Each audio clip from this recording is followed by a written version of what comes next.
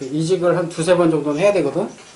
그렇게 이직을 하면 스타트가 워낙에 이제 저렴한 곳에서 스타트 하니까 그러면 한 두 번 이직하면 연봉 한 7, 8천 정도 되지. 연수로 따지면 한 5, 6년 정도 경력 쌓이고 뭐 두 번 이직해서 경력직으로 뭐 간다 그러면 연봉 7, 8천 딱 가야 되니까. 처음에 뭐 한 2천에서 시작해서 8천 가면 감사한 거 아니야? 감사한 거죠. 4배가 올라왔는데. 그러니까 그렇게 해서 30 딱 찍고 올라가면서 이제 내가 얘기했잖아. 그렇게 가려면 정말 열심히 달려야 되는데 쉬지 않고 달려야 되거든. 근데 그렇다고 막 전력 투구하라는 얘기가 아니라 쉬지만 않으면 돼. 근데 쉬다 못해 자서 문제지. 응? 계속 꾸준히 그렇게 가면 되거든. 그럼 자기 페이스 딱 오케이 난 요 정도야. 그럼 그 상태에서 계속 가면 5년 6년 투자해봐. 기술직에서 5, 6년 투자해갖고 어느 정도 완성도 올라가지 않는 곳이 어딨어. 다 올라가. 그럼 5년 경력이다 그러면 어디서든 아이고 어서 오십시오 하고 모셔오지. 그러면 뭐 7, 8천 받는 거 우습지. 껌도 아니지 그건 진짜. 대신 그 정도 투자할 만한 가치가 있는 일, 그 정도 난도가 있는 일, 이걸 하는 게 이제 핵심인데 한 1년 해서 이제 익숙해지면 거기서부터 놓으니까 문제인 거야. 편해지거든. 편해지지 말랬잖아. 근데 자꾸 편해지니까 거기서 자꾸 양보를 해서 문제가 되는 거지. 편하면 안 돼? 저 안 편해요. 네. 그러려고 그럼 지금 어떤 커리어를 쌓아야 할까 이런 고민을 해야 되는 거고. 너는 지금 첫 직장이니까 두 번째 직장 할 때 지금 받는 거에 2배는 받을 수 있어야 돼. 그 정도의 능력을 만들어야 이직할 가치가 있는 거지. 2배면 그거 행복할 것 같은데 월급날이. 행복할 것 같지? 네. 안 행복해요. 거기서 만족하면 안 된다고. 아니. 블루투스 스피커 뭐 이런 데도 BMU는 있어요. 그래서 일정 전압 이상이 되면 근데 그건 이제 정확히 말하면 BMU라고 보기는 어렵고 과충전 방지 장치 뭐 이 정도 봐야 되겠지. BMU. 그러니까 배터리 보호 회로라고 사람들은 표현을 하는데 그런 거 들어본 적 있어? 아니요. 그러면 이 BMU가요. 이 핸드폰이 100% 충전이 되잖아요. 그럼 더 이상 전류가 안 흐르게 해주는 그런 장치예요? 뭐 그건 기본이고 뭐 현재 남은 잔량이 얼마다 이렇게 표시도 해주고 18650 배터리 특히 요즘 많이 쓰고 있는 18650 배터리 알아? 리튬이온? 리튬이온 배터리를 그렇게 표현해요? 아니 리튬이온 배터리 중에 모델명인 거예요? 특정 형식을 그렇게 부르거든. 대명사. 질은 18mm, 길이 65mm, 이은 마지막 영은 원통형. 역시 배터리. 일주일 동안 많이 봤습니다. 공부 많이 했어. 핸드폰이 그거 아는 사람 없는데. 핸드폰은 이름 바꿔야겠다 배터리로. 공부 많이 했어요. 그 재료는 똑같은데 이제 규격을 어떻게 만드느냐에 따라 이제 뭐 우리가 일반적으로 사용하는 건전지도 뭐 더블A다, 트리플A다 뭐 일정 전압 자기가 이제 완충전 됐다라는 이제 4.2 내외로 딱 충전 전압이 올라가면 더 이상 충전이 안 되게 전원을 차단시키는 역할을 해 걔가. 그래서 끊어버려 그냥. 더 충전이 안 되게 끊어버리는 거야. 이거는 이제 매니지먼트라고 볼 수는 없지. 그치? 그냥 회로 보호장치, 보호회로라고 보는 거지. 그 회로가 들어있는 1860과 들어있지 않은 1860 배터리가 있어. 가격 차가 1,000 얼마씩 차이가 나. 배터리 하나에 만 원 내외 정도 하는데, 그거 하나가. 근데 그 보호회로가 있는 게 한 1,000원 더 비싸. 그래서 사람들이 싼 맛에 그거 없는 걸 사다가, 막 충전을 하다가, 뭐, 태워먹기도 하고, 화재를 내먹기도 하고, 뭐, 그러기도 하지. 1,000원 차인데 꽤 크네요. 딱 그러니까 그게 이제 그런 케이스라고 보면 돼. 전압이 일정 수준 도달하면 딱 차단하는 역할. 근데 휴대폰 같은 경우는 차단을 하면 안 되지. 지금 전에 킥보드나 뭐가 또 있을까? 이제 요즘엔 휴대폰에 들어가는 것도 멀티셀이야. 휴대폰 안에 들어가는 배터리도 길쭉한 막대 하나지만 그 안에 셀이 나뉘어 있다고. 그 셀을 이렇게 이어 붙여놓은 거예요? 그렇지. 병렬로 붙여놔서 동시에 충전해서 빠른 속도로 충전하고 이 멀티셀 방식이 효율적이고 빨리 충전이 되고 내구성도 좋고 장점이 있긴 한데 문제가 뭐냐면 하나라도 결함이 생기거나 충방전 과정에서 컨트롤을 잘못해버리면 셀 임밸런싱이라는 현상이 생겨서 혹은 뭐 아니면 뭐 제조 과정에서 불량이 만들어질 수도 있는 거니까 그 하나가 불량이 돼버리면 전체 셀에 영향을 미치는 거야. 일반적인 건전지도 그런 경우가 있어. 뭐 정말 나도 가끔 겪는데 뭐 예를 들면 건전지 2개 끼워서 쓰는 전자제품들 있잖아. 그런 것을 끼워서 쓰는데 평소에 쓰는 것보다 빨리 닳아.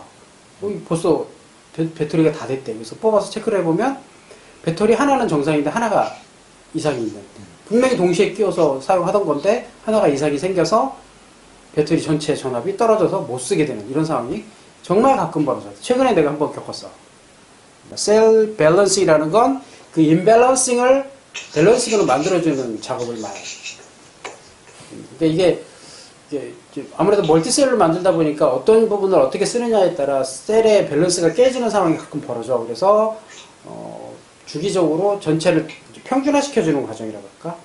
셀이 여러 개인데 어떤 전압은 조금 더 높고 어떤 전압은 좀 낮고 이렇게 만들어진 임밸런싱 작업이 생겼을 때 그런 상황이 벌어졌을 때 이걸 맞춰주는 작업을 셀 밸런싱이라고 표현하는 거야. 충전기 뺐다 꽂았다는 숫자인지 아니면 그 일정 양의 에너지가 채워져야 뭐 한 사이클로 되는 거지. 그러니까 그런 기준을 좀 확인을 해보고 네. 전류량까지 배터리에서 표시가 된다 그러면 거기도 아마 그렇게 표시가 될 거야. 그 몇 퍼센트라고 하는 게 지금 여기 있는 것처럼 전류량까지 계산을 해서 아마 백분율로 표시를 하지 않을까 싶은데 정확히 확인 좀 해봐. 그러면 네가 나중에 이제 유지 관리할 때 훨씬 도움이 되니까. 네. 온도는 무조건 체크해야 돼. 그래서 온도 센서가 뭐 몇 군데씩 이렇게 배터리가 크면 클수록 센서가 붙는 위치가 더 많아지겠지. 그래서 온도는 무조건 체크를 해야 되고 전압은 뭐 기본적으로 테스트를 하게끔 어느 배터리나 세팅이 되어 있는 거고 화학적 상태라는 건 그 내부가 저기 일렉트로라이트로 채워져 있고 그 일렉트로라이트에 보통은 비중을 보여주는 이제 바로미터가 거기 이제 설치되어 있을 거고 그 상태를 그러니까 옛날 그 자동차 배터리 같은 경우에는 이제 비중계가 떠 있는 그 초록색 창이 있었잖아. 그런 창이 그게 이제 비중을 보여줄 수 있는 즉 화학적 상태를 보여주는 창이거든 그게. 그걸 조금 이제 디지털 방식으로 뭐 현재 농도 이런 식으로 이렇게 표현을 해주는 이런 장치들이 내지는 센서 이런 것들이 이제 애초에 배터리를 만들 때 장착이 돼서 나오겠지. 왜냐면 전압도 전류도 굉장히 높은 시스템이기 때문에 주기적으로 모니터링을 하지 않으면 위험할 수 있으니까 이 세 가지 변수를 꼭 확인을 하게 되어 있을 거야. 그래서 만들어진다 이렇게 보면 되겠어. 같은 뭐 플랫폼을 쓴다라고 하면 같은 모듈을 쓸 수는 있어도 팩은 달라질 수 있는 거지. 뭐 예를 들면 EV6가 뭐 10개의 모듈을 쓴다. 10개의 모듈을 하나의 팩으로 만들어 쓴다. 그럼 아이오닉은 8개의 모듈로 하나의 팩을 쓴다. 이럴 수도 있는 거니까. 그러니까 또 나중에 뭐 그 같은 플랫폼에서 외형으로 볼 때는 똑같을 거야.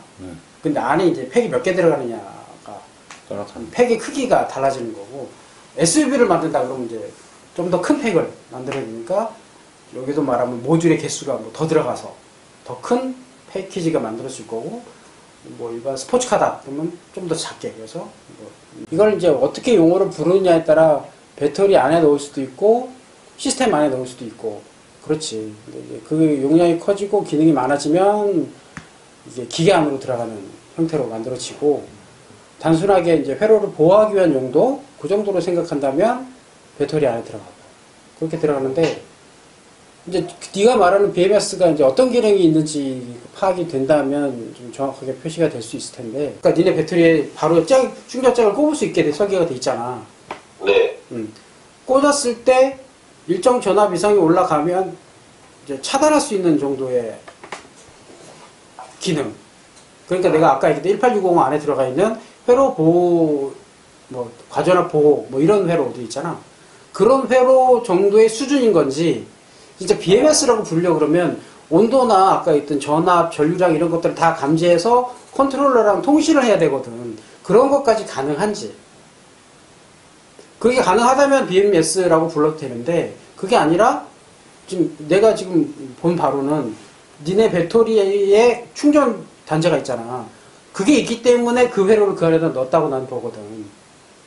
그 외부에서 이제 뭐 모니터링 할 것까지는 없고 외부에서 전원해서 배터리 자체를 일반 휴대폰처럼 자체를 충전할 수 있는 시스템으로 만들었기 때문에 그러면 외부에서 어떤 문제가 있거나 회로 배터리 상태에 따라서 충전을 막을 수 있는 회로가 안에 있어야 되거든.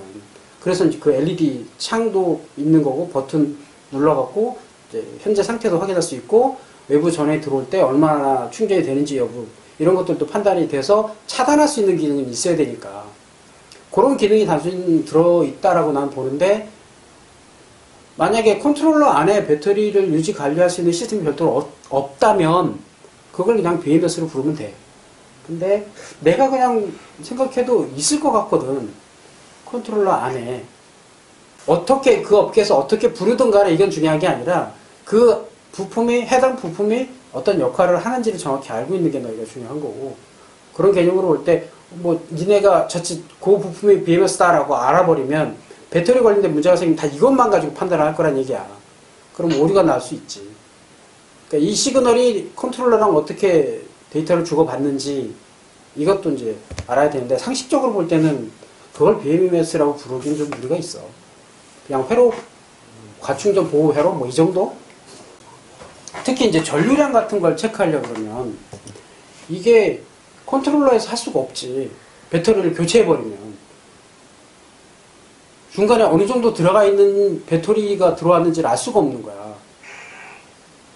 그 전류량은 어느 정도 시간당 얼마나 계속 들어왔는지 나갔는지 이게 데이터로 쌓여서 플러스 마이너스가 되어야 전류량을 계산할 수 있는데 전압은 딱 꽂아서 찍어갖고 몇 볼트 이렇게 딱 찍을 수 있잖아. 근데 전류량은 시간 단위로 계산을 다 해서 데이터를 갖고 있어야 이제 표시할 수 있는 부분인데 이 컨트롤에서 그걸 할 수가 없단 말이야.